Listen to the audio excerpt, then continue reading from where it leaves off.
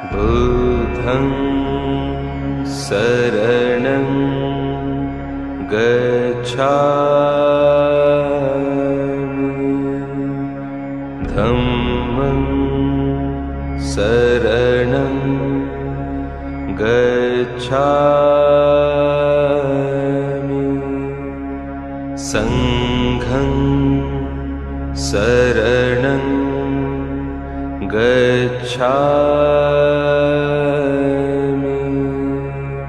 बुद्धं शरणं गच्छामि धम्मं शरणं गच्छामि संघं शरणं गच्छामि बुद्धं शरणं गच्छामि। यहाँ मंच पर आकर आज के कार्यक्रम पर अपने विचार व्यक्त करेंगे।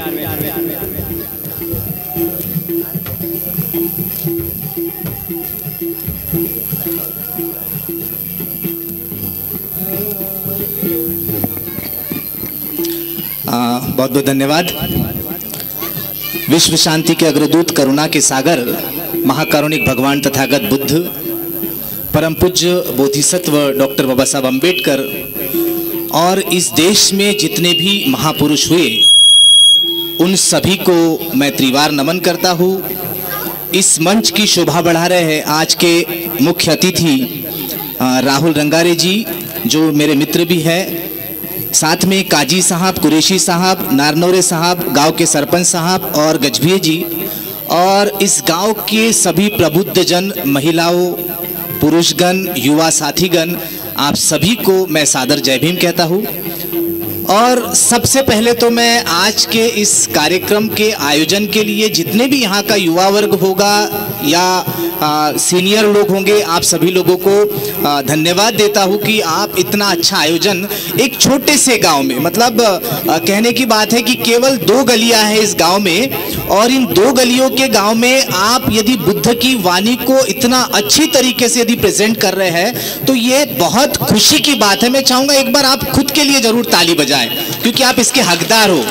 इस गांव की जितनी मेरी माताएं बहनें हैं, जितने युवा साथी, जितना बुजुर्ग है यहाँ का, ये सभी इसका हकदार है कि वो इस छोटे से गांव में भी इस प्रकार के आयोजन करता है और आने वाली पीढ़ी को बाबा साहब का नया संदेश देता है। जैसा कि आज हम लोग यहाँ पर जिस आयोजन के लिए आए हैं, ये एक विशेष प्रकार का आयोजन है जो प्रतिवर्ष आपके इस छोटे से ग्राम में होता है। जैसा कि मुझे बताया गया, मैं बात अभी मेरे पहले हाजी साहब बोलकर चले गए हैं और उन्होंने बहुत से अच्छी बातें आप लोगों को बताई, संविधान से संबंधित बहुत सारी खूबियां आपको गिनाई, पर मैं उससे हटकर हमारी और आपकी बातें करूंगा। जो वर्तमान परिस्थितियों की बात करना है उससे बात करूंगा। एक सबसे पहले तो जो दलित शब्द का हम लोग उपयोग करते हैं, ये दलित शब्द जो है ये वास्तव में संवैधानिक शब्द ही नहीं। बाबा साहब ने संविधान के अंदर कहीं पर भी दलित नाम के शब्द का उपयोग नहीं किया। संविधान के अंदर हिंदुस्तान ये भी शब्द कहीं पर भी लिखा हुआ नहीं है। तो ये देश जो है वो केवल भारत है, जिसे अंग्रेजी में इंडिया कहा जाता है। हिंदुस्तान भी जो लोग इसको कहते हैं, ये इस देश को नाम दिया गया, वो एक तुच्छ प्रकार का शब्द ऐसा भी लोग कहते हैं, क्योंकि इतिहास में लिखा हुआ है कि ये जो पारसी शब्द है इसका अर्थ जो होता है वो कुछ अन्य अर्थ होता है। क्योंकि आज सार्वजनिक मंचों पर हम लोग बोल रहे हैं और मुझे लगता है लॉर्ड बुद्धा टीवी भी इसका प्रसारण करने वाली है, तो इन शब्दों का हमने उपयोग नहीं करना चाहिए, क्योंकि हमारा समाज भी, प्रबुद्ध समाज हमको देखेगा। पर जो सच्चाई है उसको छुपाया नहीं जा सकता, इतिहास को कभी भी छुपाया नहीं जा सकता है। तो बात मैं करूंगा जो वास्तविक परिस्थितियां आज की हम लोग देखते हैं, जो समाज में हमारे आज हम लोग देखते हैं, उसमें हमने क्या परिवर्तन करना चाहिए। सबसे बड़ी समस्या शिक्षा के ऊपर है। तो शिक्षा के ऊपर मुझे लगता है कि आज के जो हमारे मुख्य वक्ता है राहुल रंगारे जी, वो बहुत अच्छा बोलेंगे। इस टॉपिक को मैं छोड़ देता हूं क्योंकि वो शिक्षा पर ही बहुत अच्छा बोलते हैं। तो शिक्षा वाला जो मैटर है उस पर राहुल रंगारी जी आपके सम्मुख अपने विचार प्रकट करेंगे। मैं बात करता हूं कि शिक्षा के साथ हम लोगों को और भी बहुत सारी चीजें बाबा साहब ने जो अधिकार दिए, उन अधिकारों का क्या वास्तव में हम लोग सही तरीके से उपयोग कर रहे हैं? जो हक और अधिकार बाबा साहब ने संविधान के माध्यम से हम लोगों को दिए हैं, क्या हम लोगों को वास्तव में वो फायदे मिल रहे हैं? और यदि नहीं तो फिर हम लोग आज भी चुपचाप क्यों बैठे हुए हैं? हमारा ये जो समाज है, जिसको आज अच्छा खाने को मिल गया है बाबा साहब की बदौलत, जिसको अच्छा पहनने को मिल गया है बाबा साहब की बदौलत, जिनको अच्छी नौकरी मिल गई है बाबा साहब की बदौलत, आज वही समाज का व्यक्ति समाज के साथ गद्दारी कैसे कर सकता है? कैसे हम अपने समाज को भूल सकते हैं? एक बहुत सोचने वाला विषय है, जिस पर मुझे लगता है कि यहाँ बैठा हुआ सभी जो प्रबुद्ध समाज है, आप लोगों ने सोचना चाहिए। इस देश को यदि किसी ने एक अच्छा नाम और एक अच्छा मुकाम दिया है तो वो केवल और केवल एक महान शख्सियत हुई है, जिनका नाम है परम पूज्य बोधिसत्व डॉक्टर बाबा साहब अम्बेडकर। इस देश में यदि ये महान हीरा पैदा नहीं हुआ होता तो आज ये जो पीछे बैंड बज रहा है ये भी नहीं बचता, आज ये जो मेरे आगे समाज बैठा हुआ है ये भी नहीं रहता। और वो ओबीसी वर्ग जो अपने आप को बहुत महान समझता है, हो सकता है यहाँ भी कोई ओबीसी समुदाय के लोग हो, पर मैं आप लोगों को भी क्लियर कर देना चाहता हूँ कि जिस धर्म को हम लोग मानते थे पहले, कभी आज तो नहीं मानते, पर पहले कभी हम जिस धर्म को मानते थे, जिस वर्ण व्यवस्था को हम लोग मानते थे, उस वर्ण व्यवस्था में केवल 4 वर्ण थे। ध्यान से सुनिए, आगे वाले सुनिए, पीछे वाले भी सुनिए, और इस गांव में जहां तक आवाज जा रही है आप सब लोग सुनिए। 4 वर्ण थे। पहला वर्ण था ब्राह्मण। यहां कोई बैठा व्यक्ति ब्राह्मण है? हाँ या ना में जवाब दो। कोई व्यक्ति ब्राह्मण है क्या इस गांव में? मुझे तो नहीं लगता कोई व्यक्ति ब्राह्मण होगा इस गांव के अंदर। दूसरा है क्षत्रिय। इस गांव में मुझे नहीं लगता कोई क्षत्रिय होगा, आसपास जहां तक आवाज जा रही है। तीसरा वर्ण है वैश्य। इस गांव में मुझे नहीं लगता कि कोई वैश्य होगा। और चौथा वर्ण है शूद्र। अब ना मैं ब्राह्मण हूं, हम ना ब्राह्मण है, हम ना क्षत्रिय है, हम ना वैश्य है, तो इस देश का जो 85% समुदाय है वो क्या है? वो शूद्र है। पर हम लोग समझने को तैयार नहीं है। अरे उन लोगों ने जिनके ग्रंथों की हम लोग पूजा करते हैं, जिन धर्मों की हम लोग पूजा करते हैं, उन लोगों ने हमको शूद्र कह के उद्घोषित किया है, हम लोगों को शूद्र कहा है, और फिर भी हम लोग बड़े धड़ल्ले से उनका मान सम्मान लेके, उनके झंडे लेके हम लोग आगे बढ़ते हैं। कितने दुख की बात है। बाबा साहब जैसा हीरा यदि इस देश में पैदा नहीं हुआ होता तो इस देश की जो महिलाएं हैं, मैं केवल मेरी माता बहनों की बात नहीं कर रहा हूं, इस देश की महिलाएं, चाहे वो अनुसूचित जाति की हो, चाहे वो आदिवासी समाज की हो, चाहे वो ग्वारी समाज की हो, चाहे वो मातंग समाज की हो, चाहे वो बौद्ध समाज की हो, चाहे तेली कुंभी माड़ी, जो 50 जातियां है, किसी भी समाज की मेरी मां बहन को यदि किसी ने हक दिया है तो वो केवल और केवल बाबा साहब अम्बेडकर ने दिया है। इस देश में यदि ये हीरा पैदा नहीं हुआ होता तो मेरी ये माताएं बहनें, इस देश की माताएं बहनें आज भी पैरों की जूती के बराबर समझी जाती थी, क्योंकि हमारे ग्रंथ यही कहते थे कि महिलाएं तो पैरों की जूती है। ना आपको पढ़ने का अधिकार था, ना आपको कोई हक था, ना आपको संपत्ति में अधिकार था। ये सारे अधिकार आपको किसने दिए? आज एक महिला नौकरी पर लगती है, और जब नौकरी पर लगती है तो ये नौकरी पर जाने के बाद वो भी बाबा साहब को भूल जाती है। पर उसको ये समझना चाहिए कि मुझे पढ़ने का अधिकार किसी ने दिया है तो इस देश के संविधान ने दिया है, बाबा साहब ने दिया है। मुझे आज जो नौकरी प्राप्त हुई है वो बाबा साहब की बदौलत है। जितने सरकारी कर्मचारी हैं जिनको रविवार की छुट्टी मिलती है वो तक बाबा साहब की देन है। जितने प्राइवेट सेक्टर के लोग हैं 8 घंटे की ड्यूटी जिनकी करके रखी है बाबा साहब ने, ये सब कुछ तो बाबा साहब ने करके दिया। पर क्यों आज हम लोग बाबा साहब के नाम पर गद्दारी कर रहे हैं? क्यों उनको धोखा दे रहे हैं? हमें सोचना चाहिए, और हमें सोचना होगा इस देश का अनुसूचित जाति वर्ग, जनजाति वर्ग और जितना ओबीसी वर्ग, इस देश के 85% समुदाय को समझना होगा कि हम क्या थे, और आज जितने मान सम्मान से हम लोग जी रहे, किसकी बदौलत जी रहे हैं? हम कैसे इनके साथ गद्दारी कर सकते हैं? आज का देश का राजनीतिक माहौल तो बहुत खराब हो गया है। आप सभी लोग दिन प्रतिदिन टेलीविजन पर आप देखते होंगे कि किस प्रकार से आरक्षण की बात करते हैं, आरक्षण हटाओ वाली बात करते हैं। आरक्षण है क्या? एक्चुअल में आरक्षण को कैसे ये लोग रिप्रेजेंट करते हैं। आरक्षण नाम की कोई चीज ही नहीं थी, इसको ये प्रतिनिधित्व है। समाज में आज से आपने 50 और 500 वर्ष तक आपने हमारे समाज को दबा के रखा, हमारे समाज को नीचे रखा, तो इस समाज को उठने के लिए कुछ तो वक्त लगेगा। इसको बाबा साहब ने प्रतिनिधित्व नाम दिया था, जिन्होंने इन लोगों ने आरक्षण आरक्षण के नाम पर चिल्ला चिल्ला के क्या कर दिया, बदनाम कर दिया। आरक्षण नाम की चीज नहीं है। अब आरक्षण का फायदा जिन वर्गों को होता है, जैसे हमारे जितना ये बौद्ध समाज का संगठन यहाँ पर है, आप लोग फायदा ले रहे हो। अनुसूचित जनजाति का आदिवासी समुदाय के लोग हैं, उनको आरक्षण का लाभ है। अरे हमारे बच्चे यदि कई नौकरियों पर लग रहे हैं तो वो बाबा साहब के दिए हुए संविधान और उसमें दिए हुए उन कानूनों की बदौलत है, जिसके कारण हमको इतना ज्यादा फायदा हो रहा है, जिनके कारण हमारे बाल बच्चे शिक्षित हो रहे, पढ़ लिख रहे हैं।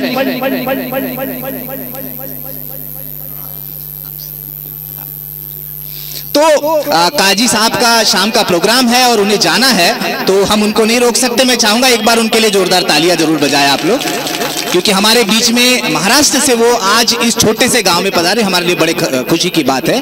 और हम लोग भी भोपाल से आए हैं। मैं बता दूं, वैसे तो रहने वाला मैं तीगांव का ही हूँ, और यहाँ मेरा ये दूसरा दौरा है। आज से 6 वर्ष या 7 वर्ष पूर्व फिर एक बार मैं यहाँ आया था, और इस गाँव में आने के बाद मुझे ऐसा लगा कि मैं इसके पहले भी इस गाँव एक बार आया करके, वो किसी पर्सनल काम से आया था, पर आज यहाँ आकर मुझे बड़ा गर्व महसूस हो रहा है, बहुत खुशी हो रही है। खुशी इसलिए हो रही है क्योंकि मैं आप जैसे लोगों को इस गांव, देखिए गांव छोटा या बड़ा नहीं होता, वहां के लोगों की मानसिकता क्या है, समाज और समाज के प्रति आपका समर्पण कितना है, ये बहुत मायने रखता है। और मैं बहुत खुश हूं कि इस छोटे से गांव का ये युवा वर्ग, यहाँ की महिलाएं, यहाँ के प्रबुद्ध जन, सभी लोग इतने सम्माननीय हैं और बड़े गर्व और बड़े सम्मान के साथ। अभी मंच पर हमारे आदिवासी भाई जो सरपंच महोदय यहाँ बैठे, उन्होंने बताया कि हम अंबेडकर जयंती का जो कार्यक्रम है वो मिलजुल कर मनाते हैं, तो बहुत अच्छी बात है। और सारे प्रोग्राम, मैं तो कहता हूँ कि ये छोटा सा गांव है, मैं सरपंच साहब से इस मंच के माध्यम से भी निवेदन करता हूँ, और पीछे यदि मेरे आदिवासी भाई लोग सुन रहे होंगे, मैं आप लोगों से भी निवेदन करता हूँ कि आप सब लोग मिलकर कार्यक्रम करें।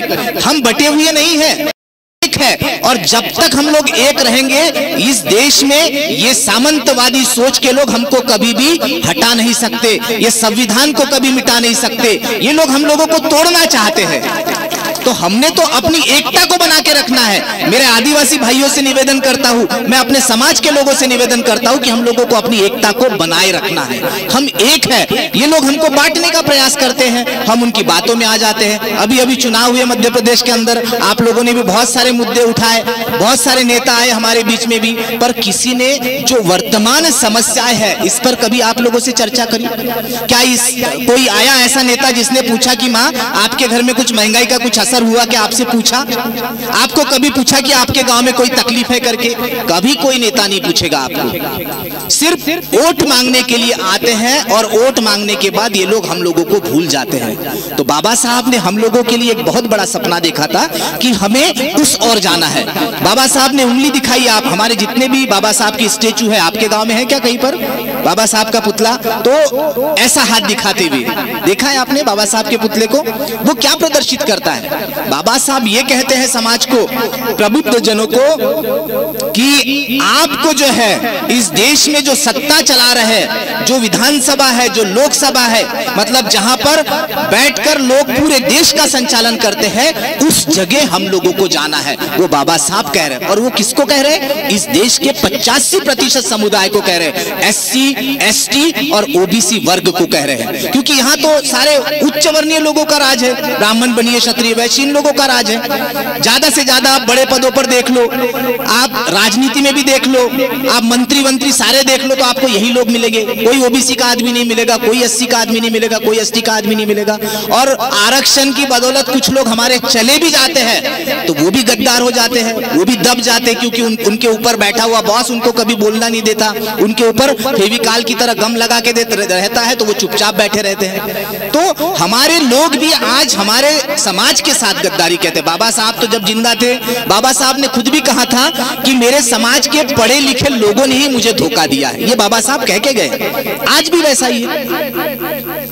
आज भी हमारे समाज में पढ़ा लिखा जो वर्ग है, जिनको थोड़ा सा मान सम्मान मिल गया, अच्छा रहने खाने को मिल गया, वो सारे लोग भूल जाते हैं। अभी आप जिनको सुनेंगे, हमारे मित्र है राहुल रंगारे जी, कौटिल्य एकेडमी की इनकी 3 ब्रांच है। आईएएस आईपीएस बनाते हैं, मतलब कलेक्टर आईपीएस की इनकी फैक्ट्री है। वहां से इनके यहाँ से फैक्ट्री से कलेक्टर, एसडीएम, डिप्टी कलेक्टर, तहसीलदार, नायब तहसीलदार निकलते हैं इनके यहाँ से। कंपनी उनके पास बहुत बड़ी। अब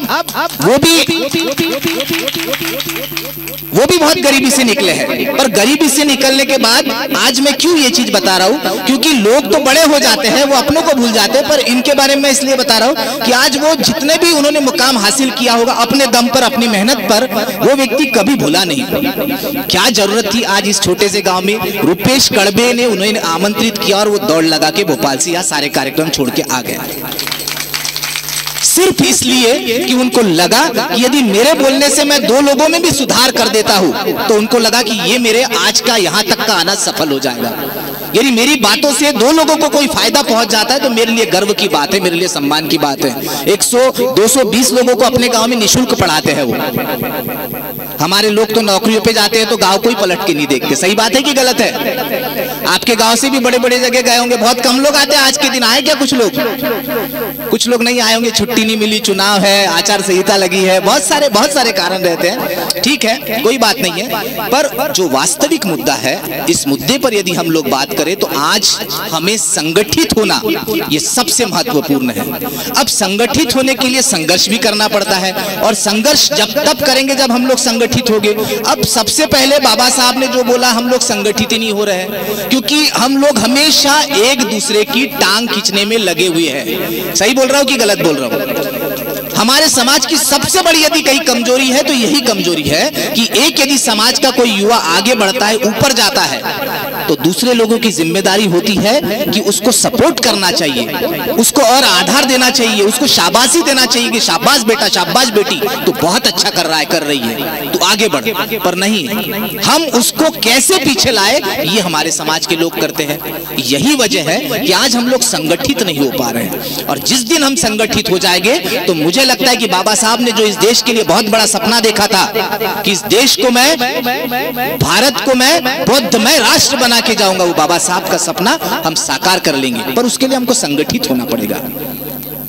लॉर्ड बुद्धा टीवी, बहुत सारे कार्यक्रम आप लोगों को, आप क्या दिखता है क्या लॉर्ड बुद्धा टीवी? नहीं दिखता है तो टाटा स्काई लगा लो, नहीं तो रिलायंस लगा लो। देखो, भजन कब तक सुनोगे आप टेलीविजन के ऊपर? जब भी हम टीवी खोलते हैं तो हमारे यहाँ के बच्चे क्या देखते हैं? टीवी पर क्या आता है? भजन आते कि नहीं आते? तो हमारा बच्चा तो वही देखेगा, भजन कीर्तन। आज भजन कीर्तन मत दिखाओ उसको लॉर्ड बुद्धा टीवी दिखाओ। जब तक हम अपने इतिहास को नहीं बताएंगे तब तक ये जो नन्हे मुन्ने बच्चे हैं ये लोग नहीं समझ पाएंगे कि बाबा साहब क्या थे, बाबा साहब ने हमारे लिए क्या किया, बाबा साहब ने क्यों इतने सारे धर्म होने के बावजूद बुद्ध के ही धर्म को क्यों स्वीकार किया।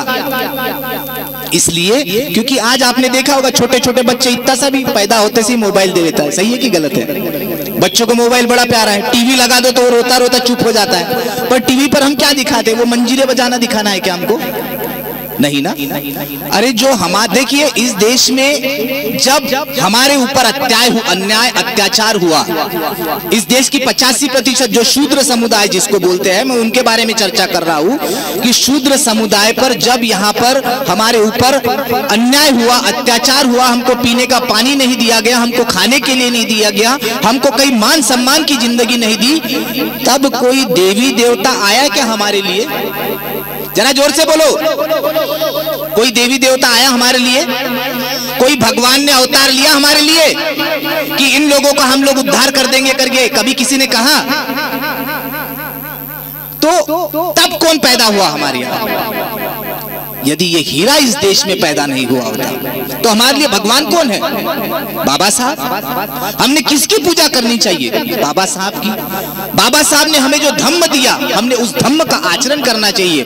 नारनौरे साहब ने अभी बोला कि हमको 22 प्रतिज्ञाओं का पालन करना चाहिए। पहले तो 22 प्रतिज्ञा ही हम लोगों को पता नहीं, तो जब तक हम लोगों को 22 प्रतिज्ञाएं नहीं पता होगी तो हम ये बच्चों को क्या ज्ञान देंगे? नहीं तो आज भी है वो थोड़े फुंसिया आ गई तो चला मरा माए माता माए जवळ जा, आरती न्या ठीक होऊन जाईल, है कि नहीं? ऐसा अभी ये बीमारी है।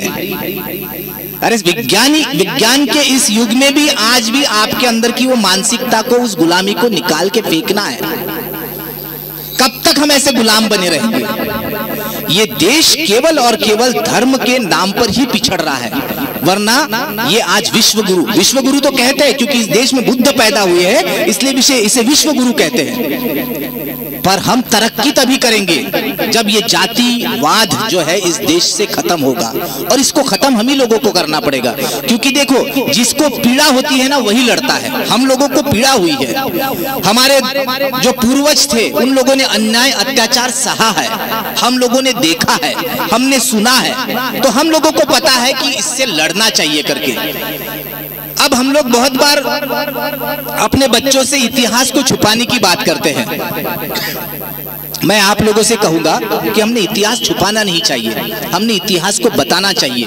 क्योंकि जब तक हम इतिहास को बताएंगे नहीं, हम बाबा साहब के बारे में बताएंगे नहीं, हमारी क्या औकात थी और हम लोग क्या थे, ये जब तक हम अपने युवा पीढ़ी को बताएंगे नहीं, तब तक वो लोग बाबा साहब को नहीं मानेंगे। हमने पढ़ा इसलिए हमें पता है, पर ये युवा पीढ़ी को तो हमारी जिम्मेदारी है ना बताने की। जो नन्हे मुन्ने बच्चे जो बड़े हो रहे हैं उनको कौन बताएगा, ये हमारी जिम्मेदारी है। तो हमने इतिहास को कभी छुपाना नहीं चाहिए, क्योंकि बाबा साहब बोल के गए थे, जो इतिहास नहीं जानता वो कभी इतिहास बना नहीं सकता करके। हमारे बहुत से लोगों में मैंने देखा कि थोड़ा सा पढ़ लिख जाते हैं, अच्छा सूट बूट पहनते हैं तो बहुत घमंड करने लगते हैं। कभी घमंड नहीं करना चाहिए, क्योंकि वो आसमान में जो तारे हैं ना उनका भी घमंड हमने देखा है टूटते हुए। सान्या टूटते तुम्ही पाहिलं काय कधी? टूटते कि नहीं टूटते आसमान से तारे? तो किसी ने कहा है कि ना करो गुमान अपनी बुलंदियों पे आए तारो, इन तारों को कह रहा है, न करो गुमान अपनी बुलंदियों पे आए तारो, कि हमने भी तुम्हें आसमान से टूटते हुए देखा है। ये जो बुलंदियों पे रहने वाले तारे, ये भी अपनी रोशनी को लेके जब टिमटिमाते तो बड़ा घमंड करते हैं, पर एक दिन हम देखते हैं कि वो तारे भी जमीन पर गिरकर आ जाते हैं। तो जब इन तारों का घमंड नहीं रहता है तो हम लोगों ने किस बारे में घमंड करना चाहिए, हम लोगों को बताओ। अरे हमें तो अपनी औकात को बनाना है, खुद ही को कर बुलंद इतना कि खुदा बंदे से पूछे बोल तेरी रजा क्या है। हमें अपने आप को इतना काबिल बनाना है कि जितनी उपभोग की वस्तुएं इस संसार में बनी है वो सारी हमारे लिए बनी है, हमने ऐसा सोचना चाहिए। जो भी चीज हम बहुत बार, हमारी सरकारें जो है वो कभी हमारे बारे में अच्छा नहीं सोचती, इतना याद रखिए। आप लोगों को मैं बता दूं, सरकारें कभी अच्छा नहीं सोचती है। आप लोगों को 1 रुपए किलो अनाज मिलता है, आप लोगों को बड़ी खुशी होती है, वाह वाह वाह वाह 1 रुपए किलो अनाज मिल गया है, बहुत खुशी की बात है। हम लोगों को टॉयलेट बनाकर मिल गया, बड़ी खुशी होती है, वाह वाह वाह वाह। हम लोग बाहर जाते थे, अभी गंदगी हमारे यहाँ होगी, बड़ी अच्छी बात है, कोई बात नहीं। पर क्या इन सरकारों से कभी आपने पूछा है कि साहब आप 1 रुपए किलो अनाज करने की अपेक्षा महीने दिन की हमारी मजदूरी कर दो करके, और 10 रुपए किलो अनाज दो, हम ले लेंगे? ऐसा बोला कभी किसी ने? हम लोगों को वो हमेशा गरीब रखना चाहते हैं, सच्चाई ये है। हम लोगों को हमारी मानसिकता में वो गरीबी डाल देते हैं कि आप तो गरीब रहो, वो हमको गरीब ऐसी मानसिकता। और यहाँ हमारे लोग गरीबी कार्ड के लिए सरपंच के पीछे दौड़ते। कार के अंदर हमारे अंदर सब कुछ है, हम जैसा सोचते हैं वैसा हमारे साथ होता है। तो हमारे अंदर मानसिकता में डाल दिया जाता है गरीबी गरीबी गरीबी, गरीबी का कार्ड, गरीबी का कार्ड। हम दिन रात गरीबी गरीबी बोलते रहते हैं और हम वास्तव में हमेशा के लिए गरीब बनकर रहते हैं। हम कभी अमीर बनने की बात ही नहीं करते, सोचते ही नहीं। और जब सोचेंगे नहीं तो अमीर बनेंगे क्या? बताइए आप जरा, साउंड वाले ध्यान दे भैया, माइक फेंक दूंगा नहीं तो। मुझे बताइए कि हम लोग कभी अमीरी के बारे में सोचेंगे नहीं तो अमीर बनेंगे क्या? पहले सोचना पड़ेगा कि नहीं? क्यों भाई, ये सही बोल रहा हो कि गलत बोल रहा हो? हम लोग कभी अच्छा सोचते हैं क्या? हम लोग कभी सोचते ही नहीं। तो ये देश की जो प्रजातंत्र पर राज करने वाली जितनी भी पार्टियां, किसी का नाम नहीं लेंगे, वो सारी पार्टियों की सोच ऐसी है। वो हमको गरीब बनाकर रखनी चाहती है, इसीलिए बोलती है हम आपको सस्ता अनाज दे देंगे, हम आपके फुकट में घर बना के दे देंगे, हम आपको टॉयलेट बना के दे देंगे। अरे भाई तुम कुछ मत दो, मेरे खेती में जो अनाज उग रहा है उसको अच्छा दाम दो। मैं जो मजदूरी करने जा रहा हूं मुझे अच्छी मजदूरी दो। मुझे गरीब क्यों बना के रखते हो? पर वो ऐसा नहीं करेंगे, क्योंकि वो हमको गरीब बनाकर रखना चाहते हैं, वो हमको गुलाम बनाकर रखना चाहते हैं। सरकारी नौकरियों वाले जो आज से 20 वर्ष पूर्व की यदि मैं बात करूं तो किसी को सरकारी नौकरी में जब 1000 रुपए मिलता था, एक टीचर शिक्षक संविदा शिक्षक जो बने हैं ना 20 साल पहले, उनको 1000 रुपए का सैलरी मिलता था। आज उनका सैलरी हो गया 20 साल में कितना, 40,000 रुपए। कितना गुना बढ़ा, कितना गुना बढ़ा भाई बताओ, कोई गुना भाग करके बताओ। 400 गुना बढ़ा कि नहीं बढ़ा? 40 गुना बढ़ा होगा, 40 गुना बढ़ा। 1000 था तो 40,000 हो गया, 40 गुना बढ़ा। 20 साल पहले गेहूं 1000 रुपए क्विंटल बिकता था, आज क्या क्विंटल बिक रहा है आप लोग बताओ, बताओ क्या क्विंटल बिक रहा है गेहूं? 2000 रुपए ना। तो 20 साल में गेहूं कितना गुना बढ़ा? 2 गुना। और नौकरी वाले की पगार कितनी गुना बढ़ी? 40 गुना। तो इस देश का जो किसान है वो आत्महत्या करेगा कि नहीं करेगा आप बताओ, वो मरेगा कि नहीं मरेगा? तो आज इस देश में जो राज कर रहे हैं लोग, इन लोगों को ये समझ में नहीं आ रहा है। हम लोगों को फिर से एक बार बड़ी क्रांति करनी होगी और इस क्रांति के लिए आप लोगों को तैयार रहना पड़ेगा, क्योंकि बाबा साहब ने हम लोगों को जो संविधान दिया, आज कहीं ना कहीं वो संविधान को लोगों ने खतरे में लाके रखा है। ये लोग जो उसी विचारधारा के लोग हैं जो मनुस्मृति को लागू करना चाहते हैं, मतलब वही 4 वर्ण व्यवस्थाओं को लागू करना चाहते हैं, ब्राह्मण क्षत्रिय वैश्य और शूद्र। फिर से महिलाओं को वही पैरों की जूती के समान रखना चाहते हैं, वो वैसी वर्ण व्यवस्था को लागू करना चाहते हैं। ऐसे लोगों से हमको आज सतर्क रहने की जरूरत है। और हमारे, मैं सारे 85% समाज की बात कर रहा हूं, केवल ये बौद्ध समाज के लोगों को नहीं बोल रहा हूं मैं। इस देश का जो 85% समुदाय है, अनुसूचित जाति, अनुसूचित जनजाति और ओबीसी वर्ग, 6500 जातियां है ओबीसी के अंदर, मैं सभी की बात कर रहा हूं। ये सभी समुदाय के लोग जब तक आरक्षण के साथ है, तब तक किसी माई के लाल में इतनी हिम्मत नहीं कि वो बाबा साहब के संविधान को हाथ लगा सके करके।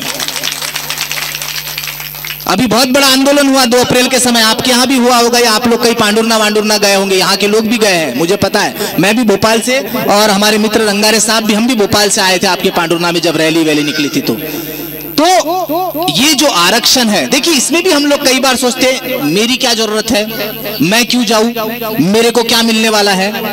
अरे माताओं बहनों भाइयों, यदि बाबा साहब भी ऐसा ही सोचते तो बाबा साहब के बच्चे ऐसे नहीं मरते।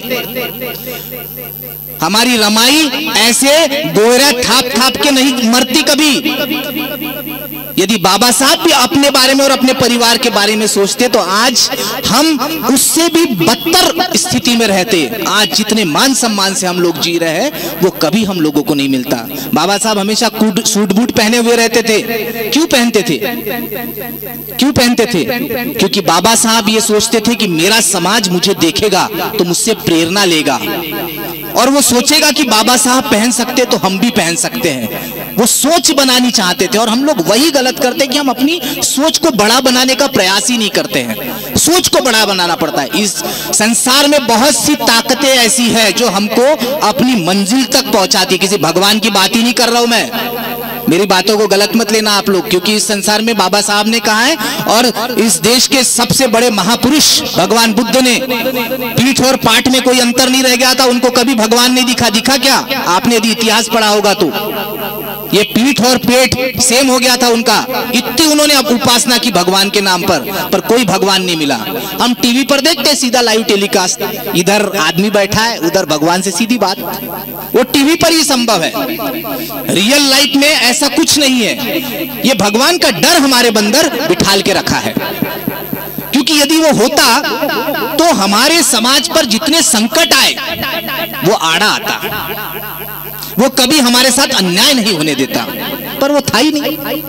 बुद्ध ने कहा है नहीं है, बाबा साहब ने कहा है नहीं है, हम ही बेवकूफ है कि फिर भी उधर ही जा रहे, फिर अपने त्योहार मनाते रहते।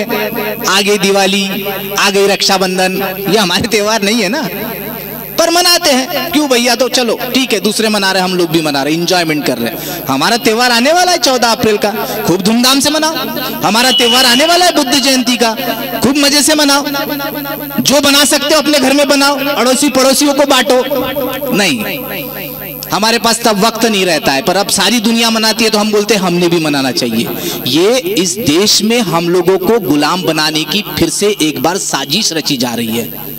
और मुझे लगता है कि इस देश का जो प्रबुद्ध समाज है, इस देश का जो पढ़ा लिखा समाज है, उस समाज ने आज इनकी बातों को समझना होगा।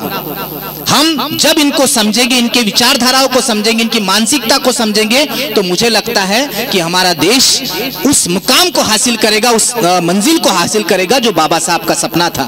और आज मैं आप सभी लोगों से निवेदन करता हूं और अपने शब्दों को यही विराम दे रहा हूं कि बाबा साहब ने लिखा हुआ जो ग्रंथ है बुद्धा एंड हिज धम्म, बुद्ध और उनका धम्म, आप अपने अपने घरों में रखो, उसको पढ़ो। बाबा साहब ने ये जो लिखा है ग्रंथ, इसको पढ़ो, हमारे लिए यही सब कुछ है। और यदि हो सके कहीं संविधान की कॉपी आपको मिल जाती है, संविधान की कोई किताब यदि आपको मिल जाती है, तो उसको भी आप लोग पढ़ो।